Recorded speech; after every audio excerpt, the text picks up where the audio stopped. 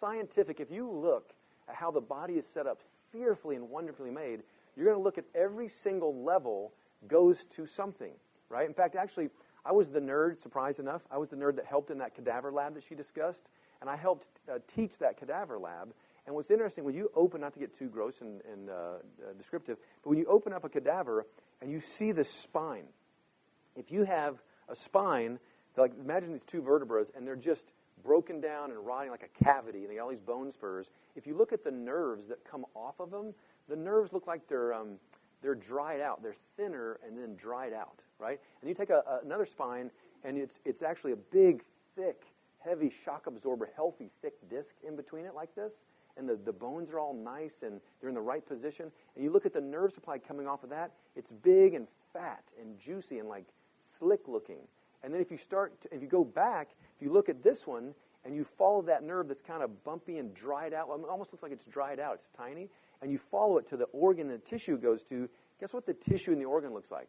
It looks exactly like the nerve. It looks dried out and like a different color, and it doesn't look healthy at all. And you look at this one over here, and that big, thick, plump, shiny nerve goes into organs that are plump and not to get, but it's like a juicy, healthy organ like this. But now watch it. Here's the crazy part.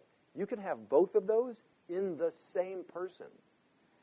And here's the crazy part. Most people right now in this room, if you didn't start at birth, you have one part of your spine that looks similar to this or is heading this way, and you've got another parts of your spine that look like this. But nobody ever even thinks that there's an issue until when? Till they hurt. And watch this. Here's the crazy part. This movement that causes things to break down, we call this subluxation. Everybody say subluxation. It is, listen to me, I can, serious as a heart attack. It is the most understudied, under-talked about condition in the entire human experience. It is what will convince you that you're old. It will convince you had bad genes or bad luck. It'll give you a diagnosis that now you're a medical slave to the rest of your life. And the crazy part is, it is not irreversible most of the time.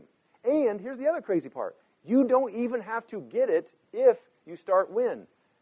Early enough. Does that make sense? It's so crazy. But here's the beautiful part. You ready for the wonderful part? There's actually warning signs that it's there and it's going.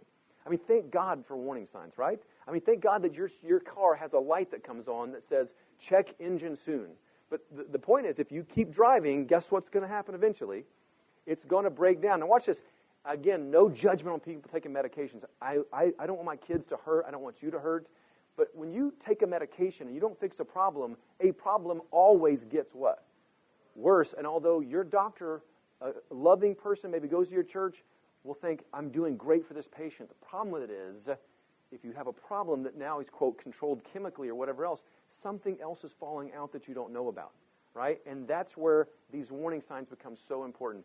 How much would it be worth to be able to see a warning sign and get a warning before you have colon cancer? You know, so like headaches. How amazing would it be to know before you had a stroke that left you unable to walk or move your face or your two arms? Anybody seen anybody like this?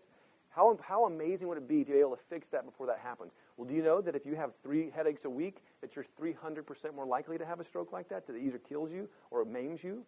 And yet people go, well, I just have some headaches. It's no big deal.